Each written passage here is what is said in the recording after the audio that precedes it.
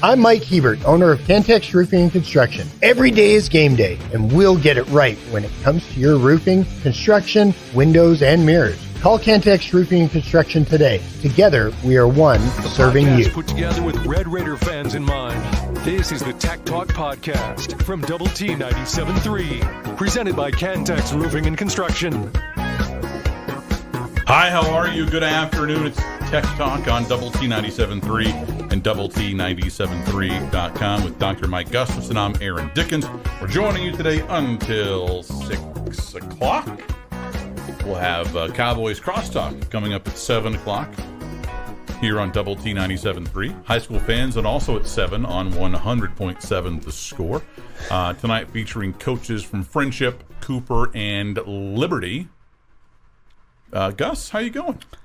How was game 2 of the Red and Black series? It was good. It was good to be out there. I ran into somebody who knew somebody that I ran into yesterday at the deal, and they were like, "Man, he took a lot of notes. He was writing down everything." I was like, "Yeah, I'm trying to write down body types and arm slots and all the stuff that I would normally just sort of process through the fall." They're pretty strict about absences here, and so you need to have mountains of proof. Yeah, I've got them. Doctor's office, not just a note, but you need a copy of the chart. It wasn't quite a pitching chart. You need to steal some of their tongue depressors and stuff. Yeah, I didn't go. It was pretty much a pitch by pitch scorecard, and the things I'm making note of I'm nerding out on stuff, but it's also I think it helps me broadcast. I hope somebody that hears me broadcast in the spring goes, "Oh, he seems informed," as opposed to. Are you the type that it helps you to retain when you write stuff down like that? Maybe.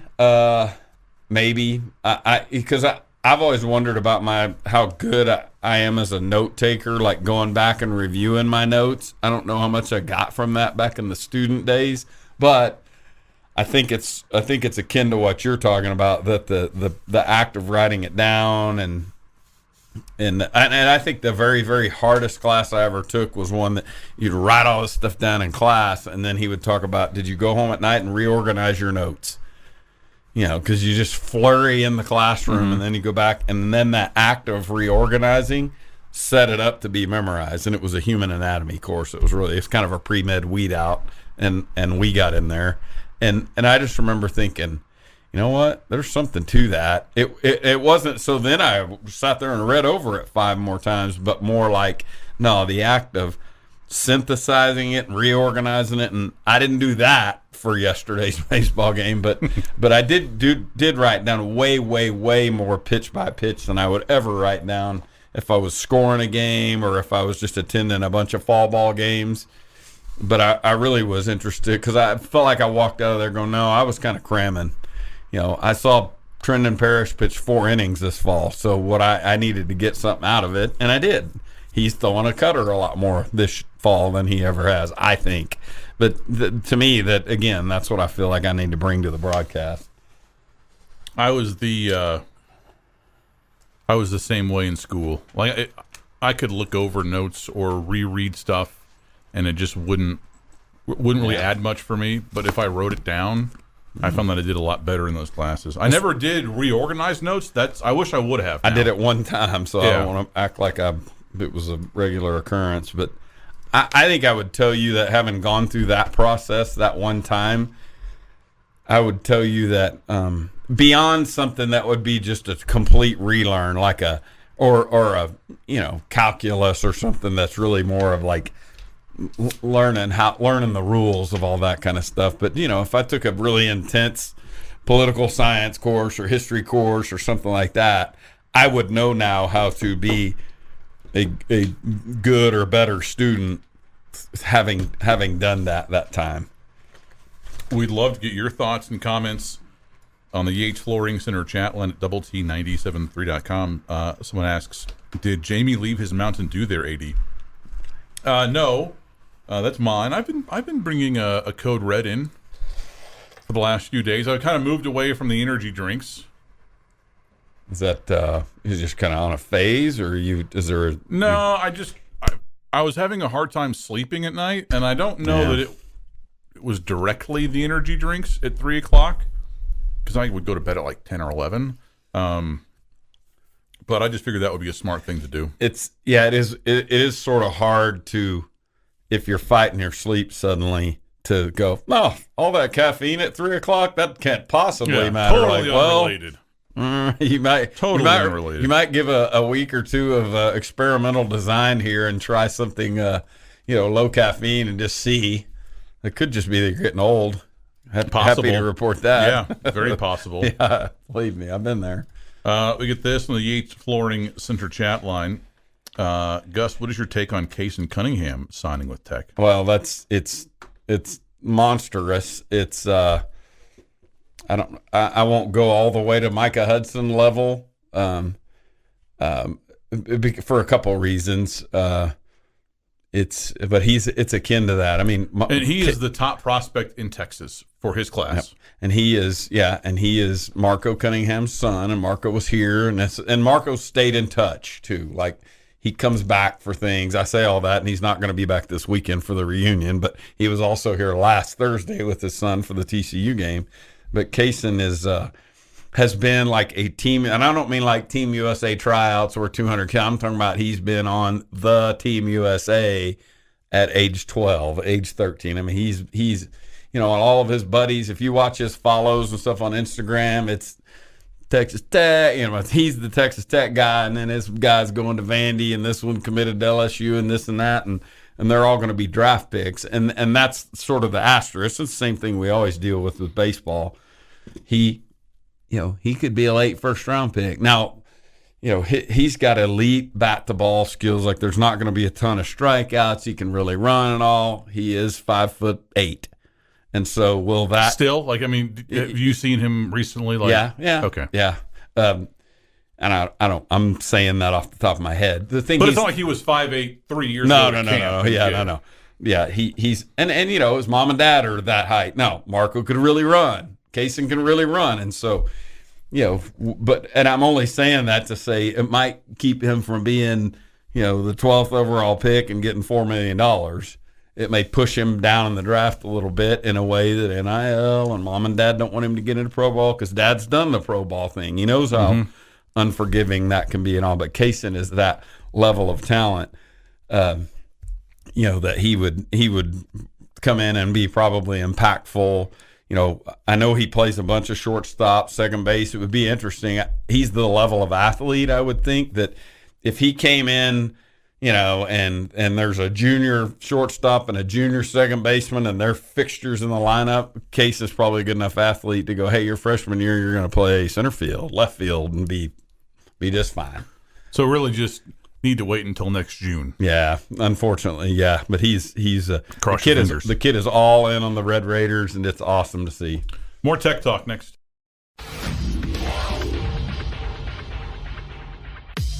It's every Red Raiders' favorite podcast. This is the Tech Talk Podcast from Double T 97.3, presented by Cantex Roofing and Construction.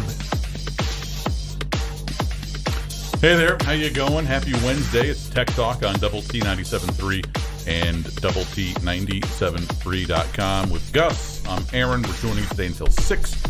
We'd love to hear what you have to say on the Yates Flooring Center chat line at Double T 97.3.com. This on the chat line. Gus, did you get the bedding that you needed at Bed Bath & Beyond? It wasn't me. Is that a joke? Yeah, there? it's a joke. Okay. That was one of the places that we said that you were yesterday. Okay. I was gonna say I was thinking maybe somebody thought they saw me there and it wasn't there. You were doing some cabinetry at home. Yes. And got stuck. Yeah. Got pinned under a 2x4. That's not out of the question. I told you that Saturday we fished around for some stuff to do. Like, hey, you want to contact a couple friends or whatever, and everybody had other stuff going on, and so instead of going out and enjoying an evening with friends, I stayed home and replaced the garbage disposal. And that's when you are winning at life, when you're adulting. Doing a garbage disposal on Saturday night, boys. This in the chat line. Gus, did you see Josh Young at the soccer game on Friday? I heard that he was here. I did. You and I ID'd him while we were still on the show. You ID'd him. I know, but I went, oh, wow, yeah. Hey, that's Josh. Yeah. And and he was totally there by himself to watch that game. Like he wasn't, wasn't some going to sit in the chancellor's box or, It was he just was going to watch the playoff game and the NCAA playoff game, tournament game, and was, there, and it sprinkled a little bit, and he stayed till the end, and, the whole deal. He was talking to fans, and just as trying to blend in as possible. My dad, I've said hello to him, but Dad walked out and said the same thing, and, it was something about how, can you believe, what a year you had or something? And he goes, it's still kind of surreal to me. And it was neat to hear Josh say that, because he's just like you would hope he is, I guess, just sort of humble about all of it. This on the Yates Flooring Center chat line. Somebody predicts Petrino back to Arkansas. Well, it certainly seems like Arkansas will open. I think that he probably could have survived a loss to Auburn, but not 48-10 like that. Yeah. And that's an Auburn team that was supposed to be terrible this year and has a first-year coach. And they came into your place and just whipped your tail, Not a good look for Sam Pittman. And, he had them going, was it early last year or 2 years ago that they had everybody talking? I think it was maybe his first year when they won 9 games. Yeah. Kind of pulled a rabbit out of the hat. No, his second year, I'm sorry. Okay. He was 3-7 his first year, COVID year. And then 2021, 9-4. They won the Outback Bowl. They finished ranked. Last year they were 7-6. Beat Kansas in kind of a dramatic bowl game, did, right? Yeah, in the Liberty Bowl. And then 3-7 so far this year. But I would be very surprised if Petrino went back to Arkansas. Yeah, I would too. That'll be. I would think that might be the UTSA fit. I mean, that would make a lot of sense to me, right? I don't think that anyone would kind of turn their nose up at that in Arkansas or at Arkansas. Right. Whereas I think at A&M, it's like we just spent $100 million to buy out Jimbo Fisher. Why are we hiring the UTSA guy? And then at Arkansas, he'll still be able to recruit the heck out of Texas, especially East Texas. That was my next exact point. The DFW thing and all that, it's always been sort of a Texas adjacent. I mean, I know it is literally Texas adjacent, but they've always cut their teeth on their ability to go into DFW and East Texas and get players, and he would speak to that. He's got a name. I keep calling him UTSA. Oh, yeah. Jeffrey. Yeah, there you go. Yeah, Jeff Traylor. Somebody says this. I feel like we are going to get it done. We play better at home, and Oklahoma State mailed it in. Why is Level so scared? Well, I can't speak to that. I haven't talked to Level about the game yet. Yeah, and I don't want to say this like I'll just state what I've observed, and maybe it's the same thing Chris has observed, but it's like a top 10 offense. Numerically, when you look at, I don't know what it is, total yards or something. And we've seen them go, toe-to-toe in Norman. That game came down to the wire. I mean, and we've seen them donkey stomp the OSU Cowboys. And so those are two, however you want to describe the Oklahoma schools this year, pretty good. I'll trade records with both of them.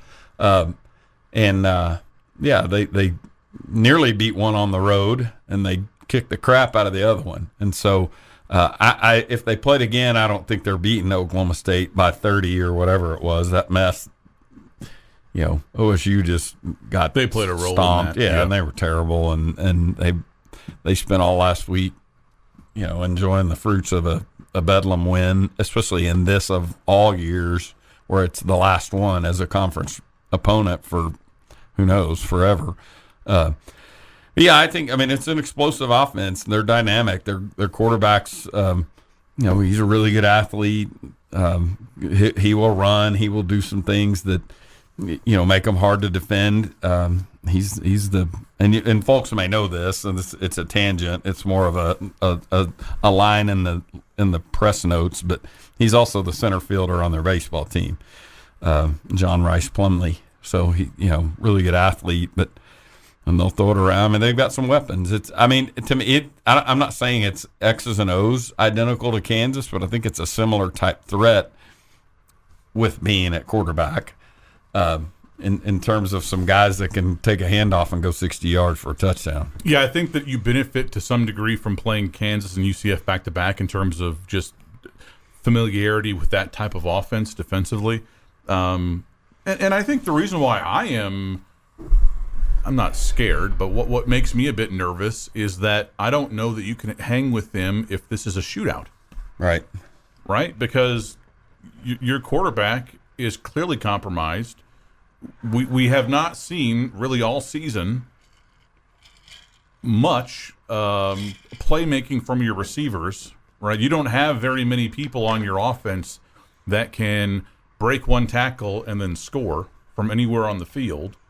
So you just don't have this kind of margin for error. You don't have anybody that can turn a question into an answer. Yeah, that's a good way to say it. Yeah. And as good as Tahj Brooks has been, and you'll need him to be just as good on Saturday, he kind of keeps the thing moving more than he scores from any point on the field, right? And with Behren Morton clearly compromised, and compromised more than I would have thought a week ago,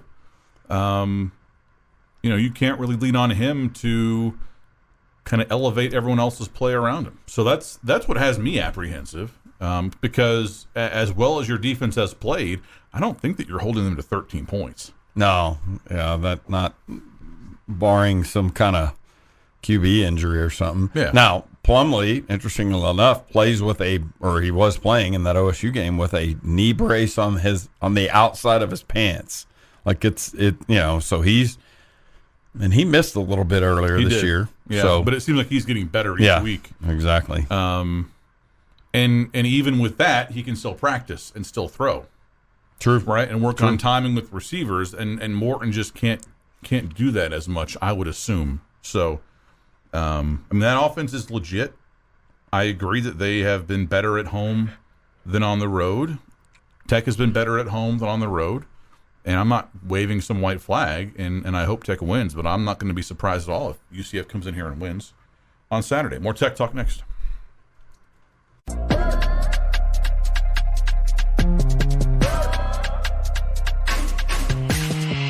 The podcast put together with Red Raider fans in mind. This is the Tech Talk Podcast from Double T 97.3, presented by Cantex Roofing and Construction.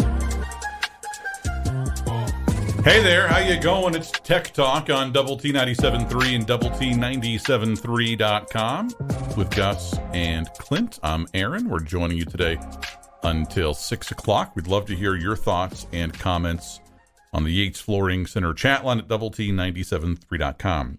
Somebody says this: I know this probably sounds crazy, but I think that if Morton is healthy, that Tech could conceivably beat Texas. UT has struggled and not won by a lot against several teams that they should have dominated.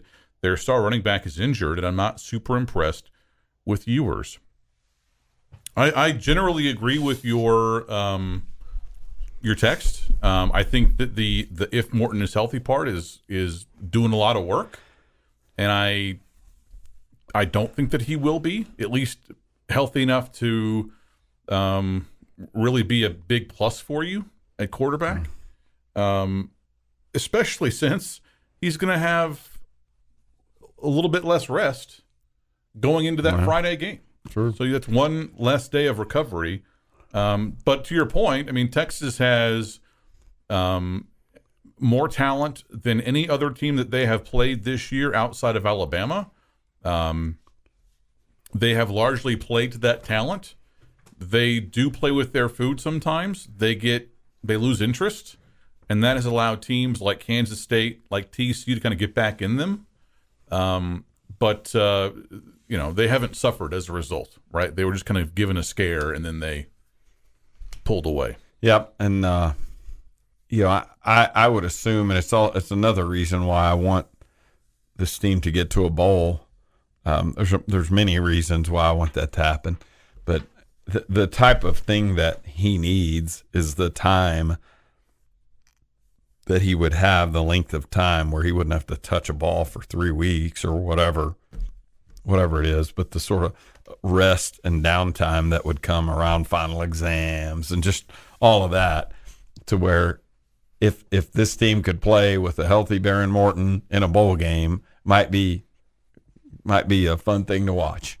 Go get that 7th win or 8th win. Well, and what I think it would do is potentially give you a reason for optimism next year if you have a recent sample of what a healthy Behren Morton is. Yep. Versus, whether you go 6-6, 7-6, again, whatever it is, if he's still kind of hurt, it's like, okay, well, what are we getting next year? Right. And that's a big if to kind of have hanging over your off season. Yeah, I agree, and it's very clear that he is 2024. I mean, that story starts and ends with number 2, and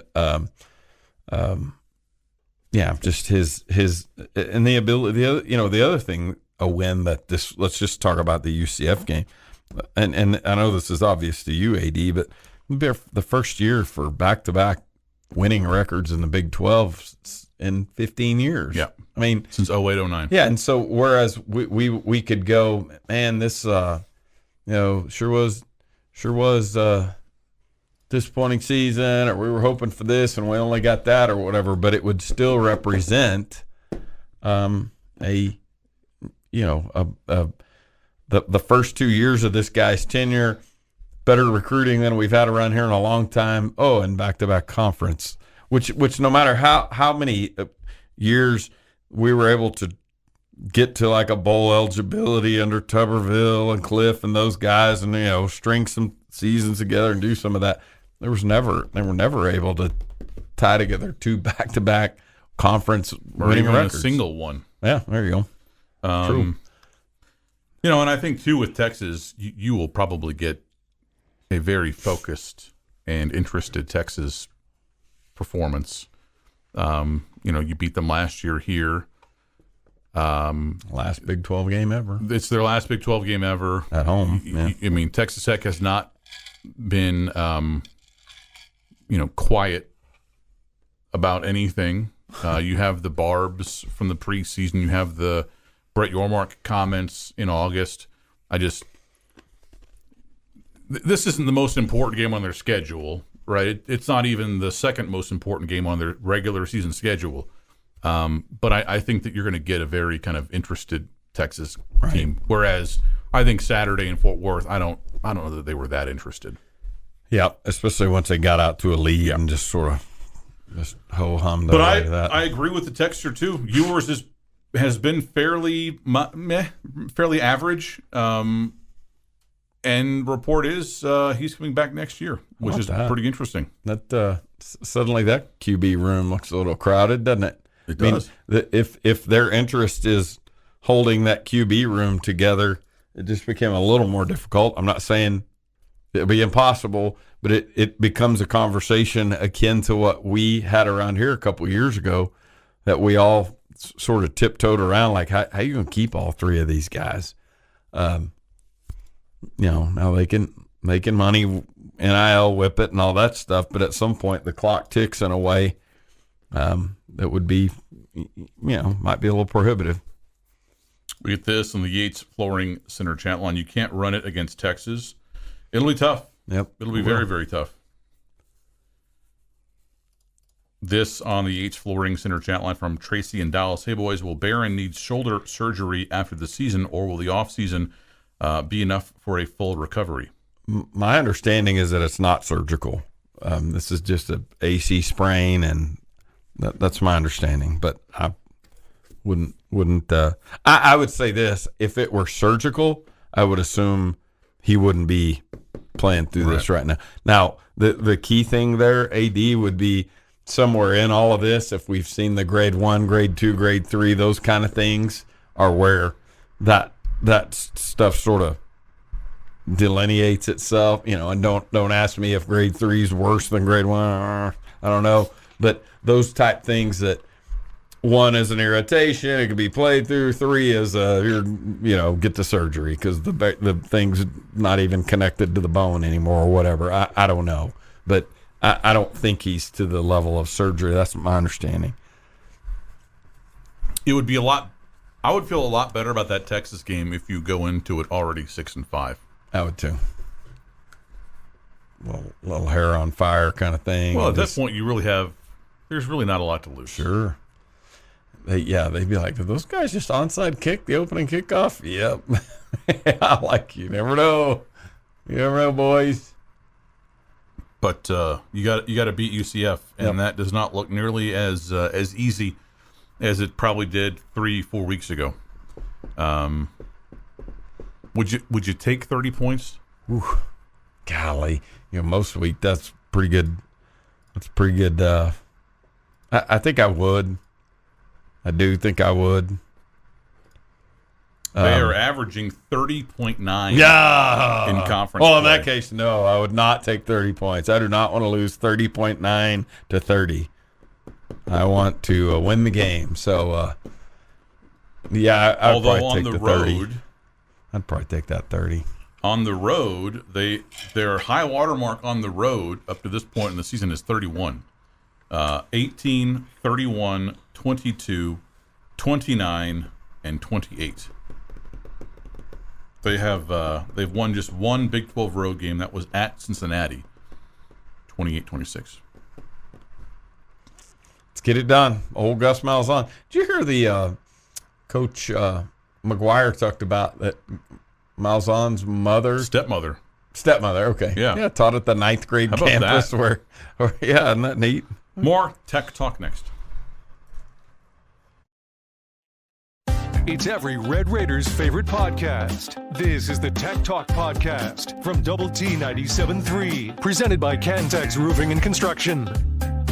Hey there, how you going? It's Tech Talk on Double T 97.3 and Double T 97.3.com with Dr. Mike Gustafson and Clint Scott. I'm Aaron Dickens. We're joining you today until 6 o'clock. We would love to hear what you have to say on the Yates Flooring Center chat line at Double T 97.3.com. Announced today the Raider Alley Act for Saturday, Smashmouth. Now, they've been in the news recently. Yeah. Their former frontman, lead singer, passed away, unfortunately, earlier this year.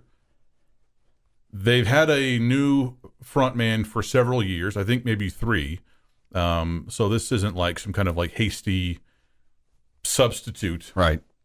They've been touring for several years with this new frontman. So the timing is kind of interesting and unfortunate because the former lead singer passed away, but the band that you're going to get on Saturday has been together for a few years now. Yeah, and that's not uncommon. It's very unfortunate because I would consider him dying at age 50 or whatever, way too young. Big time. That it's not unprecedented that a band would replace some parts and keep touring. Sure, and Leonard Skinner has done it for Leonard Skinner's done it for so long that I don't know that anyone's left. And some of the others like the Four Tops and some of those, again, those have been around a lot longer. But yeah, you're talking about Smashmouth. I mean, I was thinking about that, like, Smashmouth was a good one when you think about. Remember, we were throwing that around last week and kicking around some of the names of bands that are a little bit past their peak or their prime hit making popularity. And when I heard Smashmouth, and you immediately start thinking about the Shrek song and All Star. I mean, they had some decent ones, Walking on the Sun or whatever. That's about the perfect band. It'll hit at a good age because a tech kid, a student can get that, but a 40-year-old can go get that, or 39 or whatever you are. I mean, this one should be good, and that's an hour long. If you've never been to that thing, it's really good. It's right there on engineering, right there on the engineering key, but it's You won't be able to miss it if you walk over there at 2:00. It'll be the loudest thing going on, but those sets are an hour long, and so they're gonna play their hits. They're not gonna play 6 songs off the new album, 3 deep cuts, right? Yeah. No, they may cover a song or 2, but they know what they're there for. It's pregame energy, and they'll play their hits. And this one will probably be a lot of fun, I think. Great get, I think, and it seems like they were still kind of batting 1,000 there, Yeah, because it's a. I'm sure a thankless job in some ways, because not everybody is going to be like super jazzed for, Smashmouth, but they were for like the Texas country guy that was there a few weeks ago, right? And so trying to like cover all bases, yeah, I think they've done a great job with that. That's tremendous. I can't wait till next year. This in the Yates Flooring Center chat line: has Tahj cemented himself as a late first or early second day pick for the NFL draft, even if he has less productive games to end the season? I would think at this point they've, barring injury or something, I would think that what they've got on film tells you who he is, and then combine, and maybe unfortunately, maybe the most important part of this is he's going to step on a scale. They're going to measure his height, and he's going to run a 40. And I'm not saying that because you just go out and get a tall, majestic, beautiful man and put him out there and have him run a 4.4. Yeah, we'll need that. And then go, there's our running back of the future. No, I'm saying if you put all that with the film, because, I think my assumption is they would tell you that there's enough physicality that he can be involved in a blitz pickup and he can catch a pass out of the backfield and all. But, there's a point at which the long run being 30, man, Clay, you didn't even let that get warm and you're already clipping it up. But just the long run of 36 is, that's got to be a limiting factor to him. But I'm all for. I just don't know that what could happen in the last two games, barring an injury. If he carries it 12 times for 14 yards 2 games in a row, does that mean he's not getting drafted? I don't think so. Yeah, I think Tahj is a really, really good college running back. He's definitely one of the best that you've had over the last 20 years, and you will miss him dearly next year.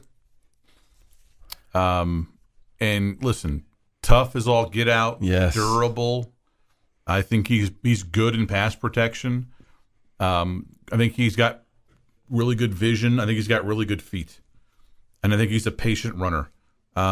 But like you said, that 40 is going to be a moneymaker, really influential on what his draft status is, and I would be surprised if he ran like a 4.5 something. I would too.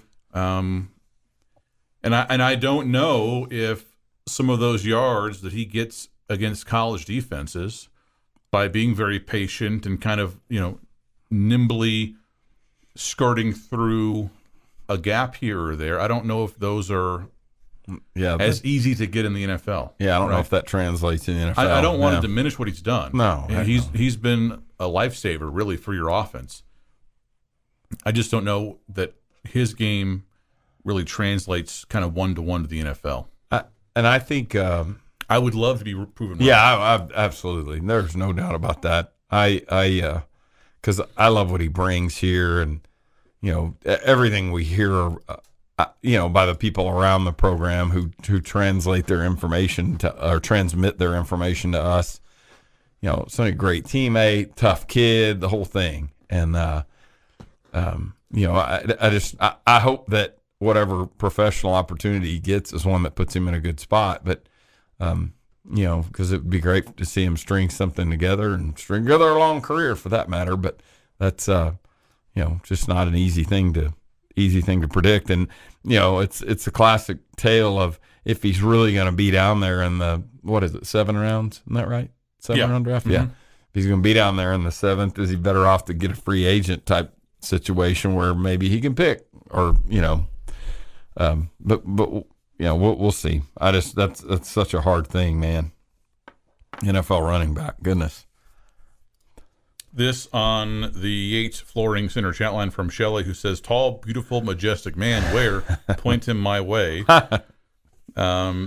He's sitting in there running the board. You should see Clint today. His beard is glistening. That's just the hot. The chicken quad juice. wing juice. Oh yeah. Yeah. I actually had chicken for lunch, but Oh, God. But he says this, the receivers this year shows that recruiting that position is vital moving forward. All the drops not being physical enough failed to get open. You're thinking. We will we'll chew on that, and we'll discuss that coming up next. the podcast that finishes your workday in a very Red Raider way. This is the Tech Talk Podcast from Double T 97.3, presented by Cantex Roofing and Construction.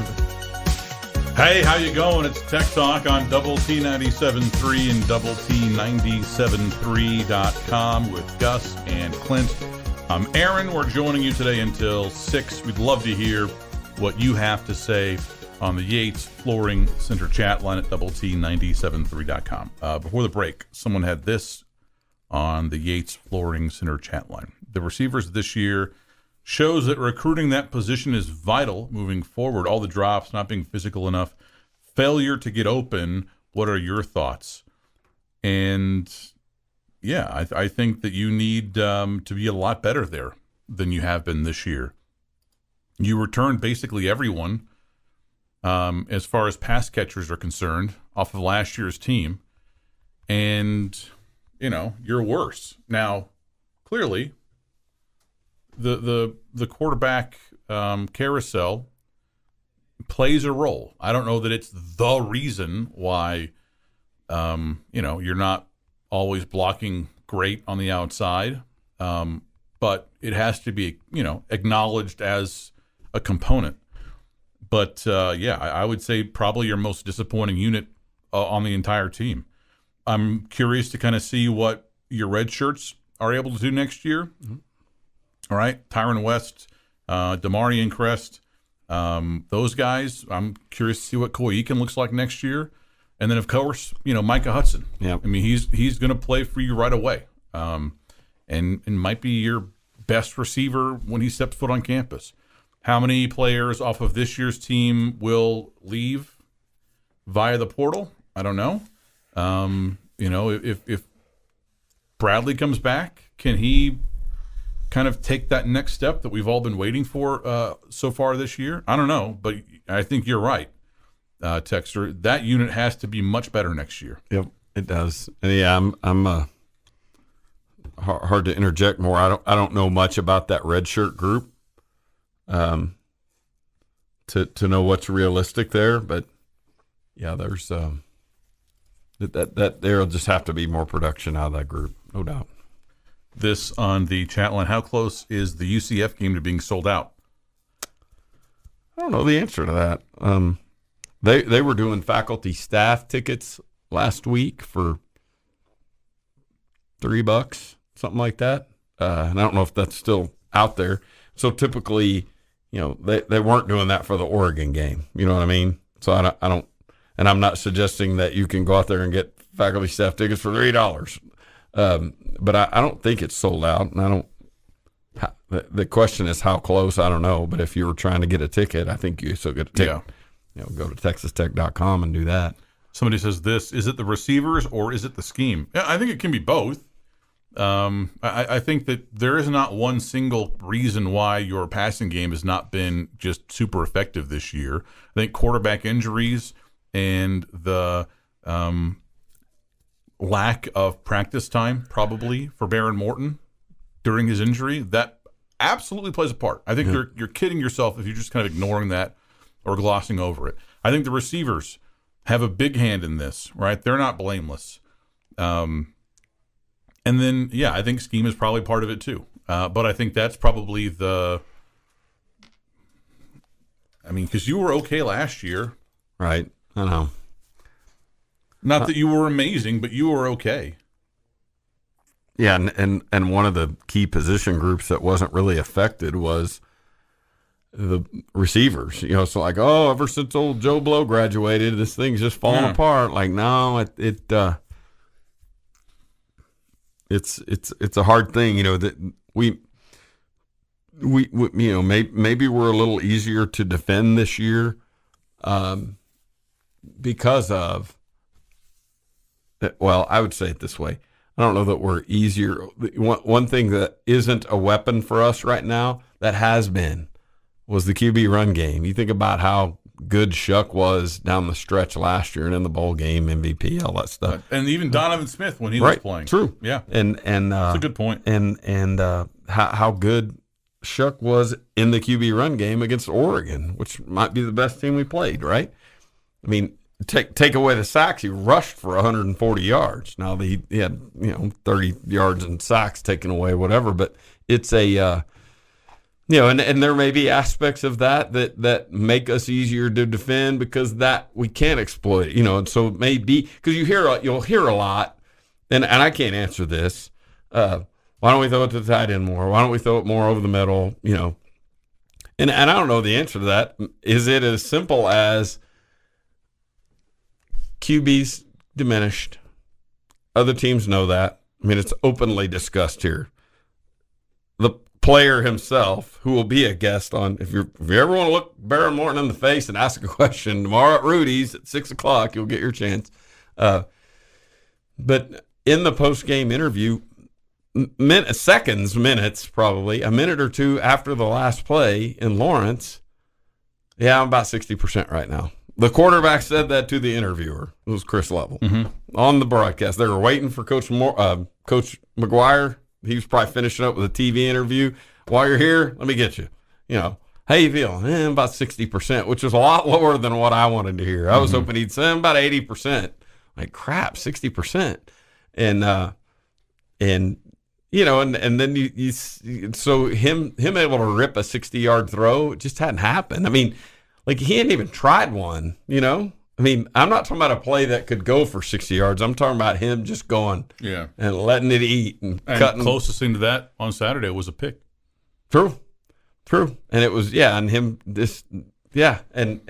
and we don't know where him being diminished and seeing a little seam and going, oh, there it is, and then puffing a changeup out there versus him threading needles and splitting safeties and corners and all that kind of stuff.